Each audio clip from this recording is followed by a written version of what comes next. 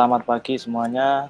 Semoga selalu diberikan kesehatan dan keberkahan oleh Allah Subhanahu wa taala. Baik, hari ini kita akan mempelajari tentang kerajaan-kerajaan Islam yang pernah ada di Indonesia atau pernah berdiri di Indonesia. Masuk ke materi, saya awali kegiatan pada pagi hari ini untuk mengingatkan kepada santri-santri semua, apabila yang belum mengerjakan ulangan harian 1, silakan dikerjakan. Apabila ada yang belum mengumpul tugas, silakan dikumpulkan. Tuh.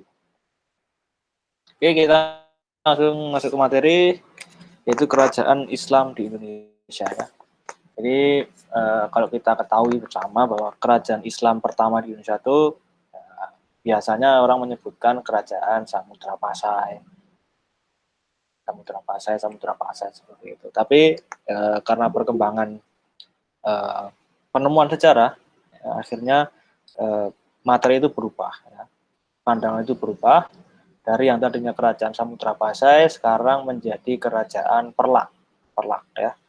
Sama masih berada di daerah Aceh, tapi memang kerajaan Perlak ini berdiri lebih dahulu daripada kerajaan Samudra Pasai, ya.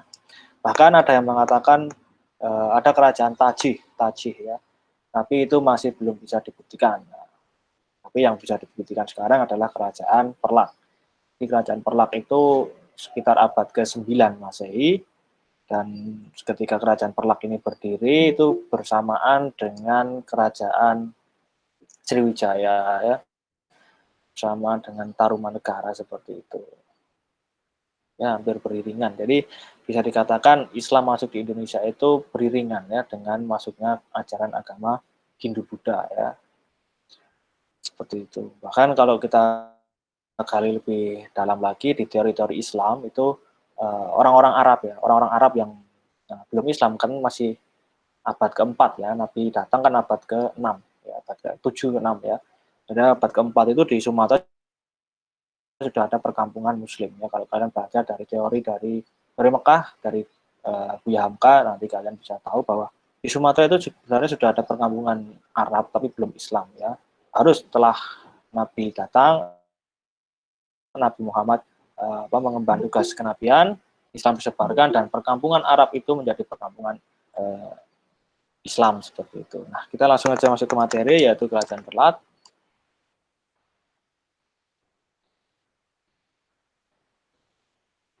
Nah, iya. Ya, kerajaan Perlat. Ya. Jadi kerajaan Perlat ini diyakini sebagai kerajaan pertama di Indonesia, kerajaan Islam pertama di Indonesia. Nah, hal ini dibuktikan dengan berita Marco Polo yang pernah singgah di Perlat pada tahun 1291 atau abad ke-13, ya. Nah, dalam catatannya Marco Polo ini memberitakan bahwa penduduk Perlat sudah memeluk agama Islam. Nah, walaupun Marco Polo datang pada abad 13, tapi setelah diteliti lebih dalam, kerajaan Perlat ini sudah ada sejak zaman dahulu, ya. Marco Polo datang juga sudah datang. Sudah ada kerajaan Perlak itu. Nah, berikutnya adalah kondisi geografis. Jadi kerajaan Perlak ini terletak di Sumatera bagian utara, tepatnya di Kecamatan Perlak, Kabupaten Aceh Timur, Nanggroe Aceh Darussalam. Nah, secara geografis, wilayah Perlak ini langsung menghadap ke Selat Malaka. Langsung menghadap ke Selat Malaka. Nah, karena wilayahnya itu berada di Selat Malaka, jadi otomatis kerajaan Perlak ini mempunyai kegiatan ekonomi, yaitu berdagang. Karena kan kita tahu bahwa Perlak itu sejak zaman Hindu-Buddha, bahkan sebelum itu sudah menjadi jalur perdagangan, ya. Kota Perlak itu di dekat di sekitaran di sekitaran Selat Malaka, ya. Jadi otomatis kegiatan ekonomi pada saat itu juga berkaitan dengan perdagangan internasional. Itu letak geografis dari Perlak, ya. Ada juga yang mengatakan bahwa Perlak ini yang pelabuhan itu sering disinggahi oleh pedagang-pedagang dari Arab, dari Gujarat India, dari Persia. Nah, para pedagang-pedagang itu yang dari Timur Tengah, dari India itu ketika datang ke Perlak tidak hanya berdagang, tapi juga menyebarkan ajaran agama Islam. Itu. Nah, berikutnya yang akan kita bahas adalah kondisi politik. Kondisi politik. Jadi kerajaan Perlak ini didirikan oleh Syekh Maulana Abdul Aziz Syah yang bergelar Sultan Alauddin Syekh Maulana Abdul Aziz Syah. Ya. Jadi kerajaan Perlak ini didirikan pada abad ke-9 Masehi, tepatnya pada tahun 840 Masehi. Ya, pada tahun 840 Masehi. Jadi cukup tua sekali kerajaan ini. Bahkan lebih tua dari Majapahit ya. Dan Sultan pertama sekaligus pendiri kerajaan Perlak ini merupakan seseorang yang menganut aliran Syiah. Jadi kerajaan Perlak ini ketika berdiri adalah kerajaan Islam yang alirannya itu alirannya Syiah. Nah, Syiah itu dari Persia. Banyakkan orang-orang Persia yang menganut Syiah gitu. Nah, masuknya aliran Sunni ke dalam kerajaan Perlak ini baru terjadi ketika pemerintahan Sultan Alauddin Syekh Muhammad Maulana Abbasiyah itu pada tahun 888 Masehi. Jadi pada tahun 888 Masehi aliran Sunni ini baru masuk ke kerajaan Perlak. Nah, namun masuknya aliran Sunni ini membawa pergolakan. Jadi terjadi pergolakan antara kaum Sunni dan kaum Syiah di kerajaan Perlak. Ya. Nah, pergolakan itu sempat reda, namun muncul kembali ketika pemerintahan Sultan Makhdum Alauddin Abdul Malik Shah Jahan. Nah, pada masa Sultan Makhdum ini pergolakan kembali terjadi dan Sultan Makhdum ini akhirnya memberikan sebuah solusi untuk menyelesaikan masalah, yaitu dengan melakukan pembagian wilayah. Jadi kerajaan Perlak itu dibagi wilayahnya menjadi dua, yaitu wilayah pesisir dan wilayah pedalaman atau wilayah desa-desa seperti itu. Nah, untuk wilayah pesisir ya, untuk Perlak yang wilayah pesisir itu dihuni oleh mayoritas masyarakat yang punya aliran Syiah, dipimpin oleh Sultan Alauddin Syekh Maulana Syah. Ya. Berikutnya untuk Perlak di pedalaman atau Perlak yang masyarakatnya menganut aliran Sunni itu dipimpin oleh Sultan Makhdum Alauddin Malik Ibrahim Shah Jahan seperti itu. Nah, ketika Perlaknya mengalami perpecahan itu dimanfaatkan oleh kerajaan Sriwijaya. Jadi kerajaan Sriwijaya ini pada tahun 986 Masehi, nah, kerajaan Sriwijaya ini melakukan penyerangan terhadap kerajaan Perlak. Nah, penyerangan ini terjadi ketika Perlak sudah dibagi menjadi dua, ya, sudah dibagi menjadi dua. Nah, akibat dari serangan ini, Sultan Sultan kerajaan Perlak yang wilayah pesisir atau kerajaan yang Syiah itu Sultan Alauddin Syekh Maulana Syah itu meninggal dunia atau wafat. Nah, ketika kekosongan terjadi di wilayah pesisir, akhirnya dimanfaatkan oleh Sultan Makhdum Alauddin Malik Ibrahim Shah Jahan untuk menyatukan Perlak. Jadi Perlak ini kembali bersatu ya. Ketika Sultan dari pesisir ini wafat, akhirnya dimanfaatkan oleh Sultan Makhdum untuk menyatukan Perlak kembali. Nah, setelah Perlak kembali bersatu, akhirnya Perlak ini, kerajaan Perlak ini juga, juga melakukan serangan balasan terhadap kerajaan Sriwijaya. Nah, peperangan antara Perlak dan Sriwijaya ini baru berakhir ketika tahun 1006 Masehi. Nah, perangnya cukup lama sekali. Nah, berikutnya yang dibahas adalah kegiatan ekonomi atau kehidupan ekonomi. Nah, letak geografis kerajaan Perlak ini menentukan kegiatan ekonomi masyarakatnya.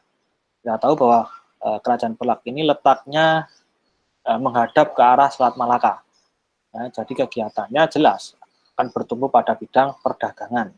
Nah, untuk perdagangan apa saja yang diperdagangkan? Nah, komoditas perdagangan dari kerajaan Perlak itu adalah komoditas pertanian, komoditas perkebunan, dan komoditas kehutanan. Nah, untuk komoditas pertanian dan perkebunan ada padi, ada kelapa, dan ada palawija. Nah, kalau kehutanan jelas itu berkaitan dengan kayu ya. Jadi kerajaan Perlak ini memperjualbelikan kayu sebagai bahan baku untuk bahan baku rumah, untuk bahan baku pembuatan kapal. Itu kegiatan ekonominya atau kehidupan ekonominya pada masa kerajaan Perlak. Berikutnya di bidang keagamaan atau kehidupan agama, masyarakat Perlak ini menganut dua aliran, yaitu aliran Syiah dan aliran Sunni. Nah, pada tahun 986 Masehi, kerajaan Perlak ini dibagi menjadi dua, yaitu wilayah pesisir yang alirannya Syiah, wilayah pedalaman yang alirannya Sunni. Nah, pada tahun 988 Masehi, Sultan Makdum ini berhasil mempersatukan Perlak kembali. Nah, ini sudah saya jelaskan tadi di kehidupan politiknya.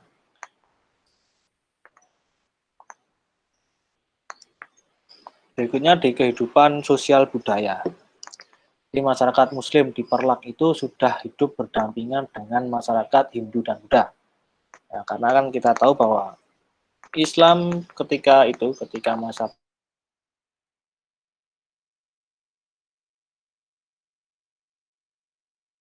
Sumatera ya, itu ada kerajaan Hindu Buddha yang besar sekali, yaitu Kerajaan Sriwijaya. Jadi kalau ada sebagian kecil mungkin ya masyarakat di Perlak itu yang menganut agama Hindu atau Buddha, itu sebuah hal yang umum ya. Tapi tetap mayoritas kerajaan di Perlak itu menganut agama Islam ya. Walaupun ada satu dua yang menganut agama Hindu ataupun Buddha. Nah, dalam kehidupan sehari-hari, masyarakat kerajaan Perlak ini sudah melaksanakan syariat Islam yang bersumber dari kitab suci Al-Quran dan hadis. Itu kehidupan sosial budaya di kerajaan Perlak ya. Jadi sudah hidup berdampingan dengan masyarakat Hindu Buddha dan dalam kehidupan sehari-harinya itu melaksanakan syariat Islam seperti itu. Nah, berikutnya tentang kemajuan kerajaan Perlak. Nah, kemajuan kerajaan Perlak ini ditandai dengan munculnya karya sastra yang bercorak Islam seperti kitab Idarul Haq fi Mamlakatil Perlak karya Abu Ishaq Al-Makarani Sulaiman Al-Pasi. Nah, tapi yang cukup agak aneh itu kitab ini, kitab Idarul Haq fi Mamlakatil Perlak ini belum pernah ditemukan wujudnya, tapi namanya sudah tersebar bahwa itu kitab karya dari peninggalan kerajaan Perlak. Tapi kitab itu sendiri belum ditemukan. Jadi masih sebagai cerita saja. Tapi menurut sebagian besar masyarakat, kitab ini memang benar adanya, tapi belum ditemukan gitu aja. Nah, itu untuk kerajaan Perlak ya, kerajaan Perlak. Berikutnya kita masuk ke kerajaan Samudra Pasai. Nah, ini Samudra Pasai ya, kerajaan Samudra Pasai itu merupakan kerajaan yang letaknya berada di Aceh. Ya.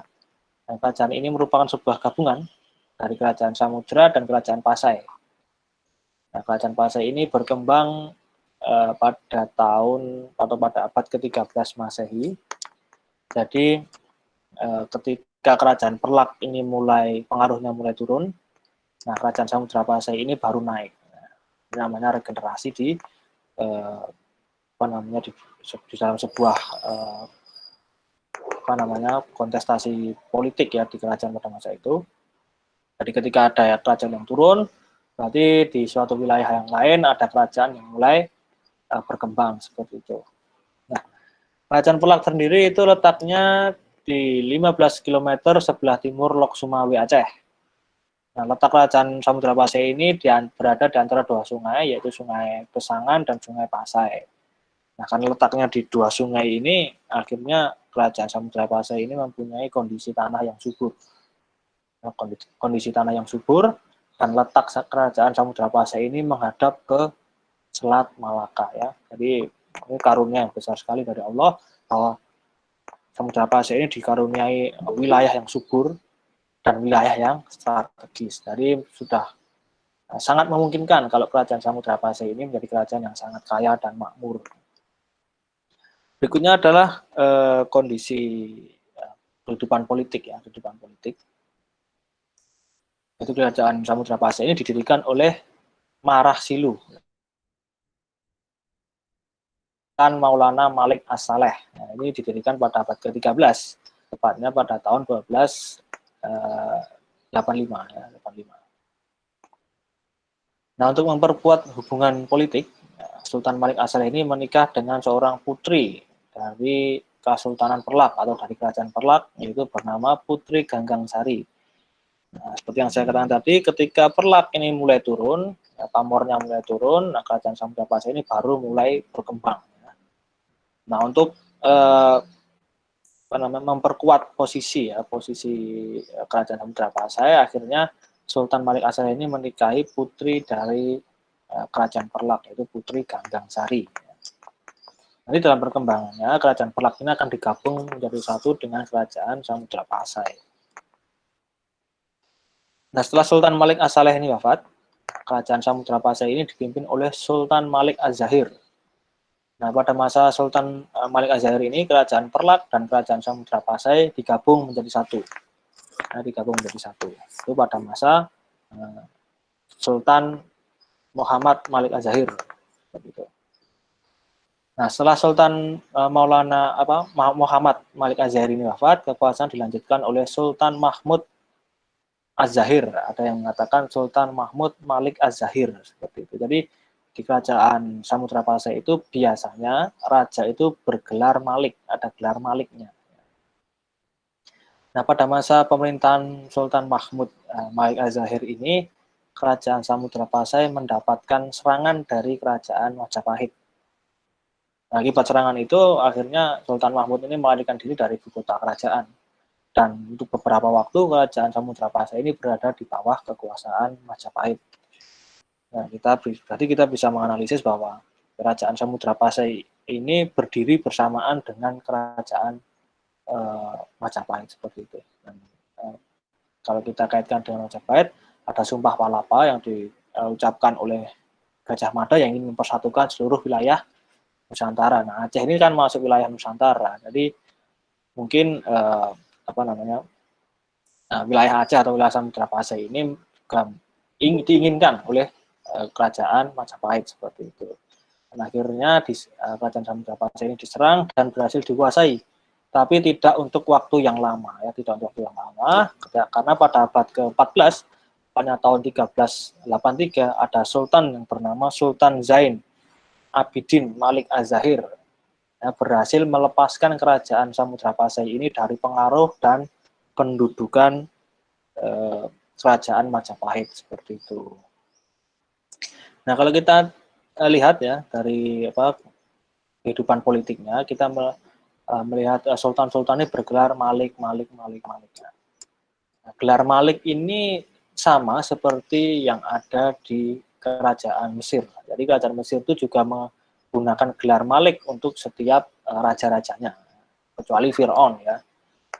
Jadi ada gelarnya Malik. Dan setelah diteliti, ya, Kerajaan Samudra Pasai dan Kerajaan di Mesir itu memiliki kesamaan dalam segi mazhab. Bukan Maliki ya, tapi mazhabnya adalah Syafi'i. Nanti kita bisa lihat di kehidupan sosial budaya, kalau nggak di kehidupan agamanya, nanti akan saya jelaskan tentang mazhab dari Kerajaan Samudra Pasai.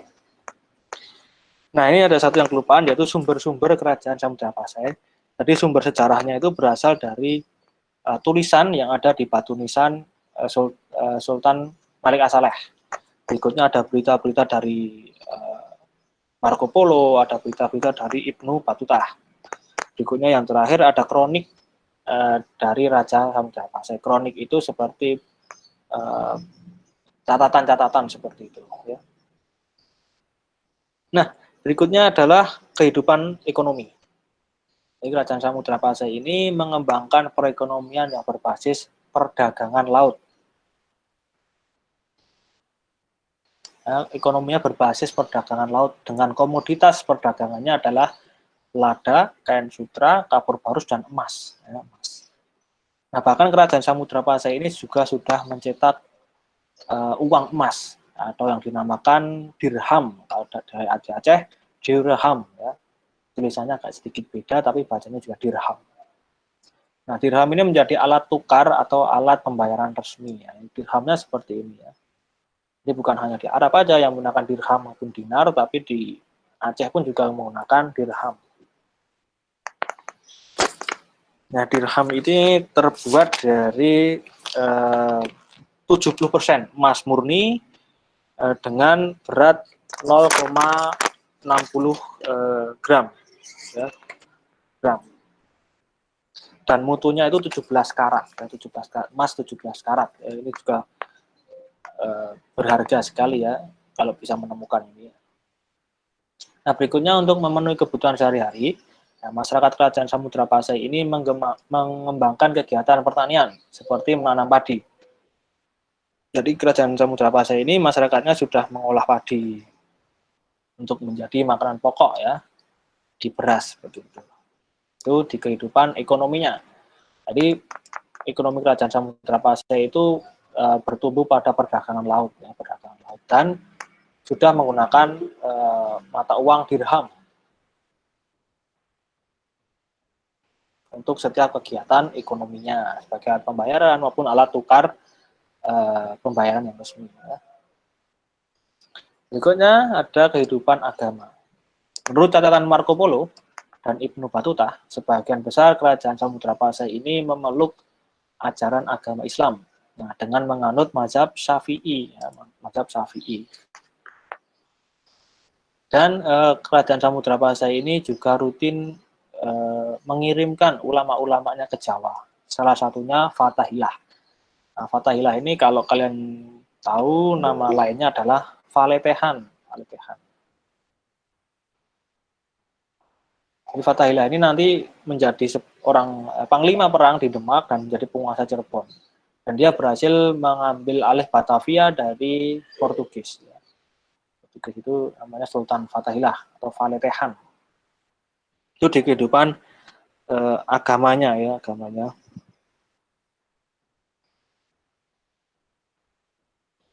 Berikutnya di kehidupan sosial budaya. Nah, dalam kehidupan sosial budaya, masyarakat Kerajaan Samudra Pasai ini diatur berdasarkan hukum Islam. Nah, bahkan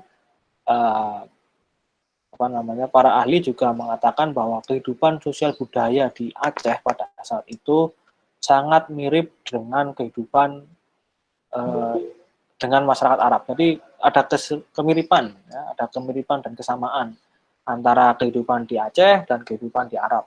Nah, ini kalau kalian tahu tentang julukan Aceh yaitu Serambi Mekah, nah itu berasal dari sini karena memang kondisi masyarakat di Aceh ya dan di Arab itu sama, yaitu sama-sama menerapkan hukum Islam seperti itu. Makanya disebut Serambi Mekah. Ya. Karena kondisi kehidupannya mirip sekali dengan di Arab ya, terutama di Mekah seperti itu. Itu pendapat ahli seperti itu. Nah, dalam bidang budaya, Kerajaan Samudra Pasai ini dapat dilihat dari peninggalan batu nisan ya, dari para raja-raja Samudra Pasai. Karena dalam batu nisannya itu biasanya dihiasi oleh syair-syair bernuansa Islam. Salah satunya adalah batu nisan milik Sultan Maulana atau Sultan Malik As-Saleh. Nah, seperti ini. Nah, ini batu nisannya besar sekali dan di tengah ini ada ukiran dengan tulisan Arab ya. Itu berisi syair-syair. Nah, itu tentang Kerajaan Perlak dan Kerajaan Samudra Pasai. Nah, apakah ada yang ditanyakan?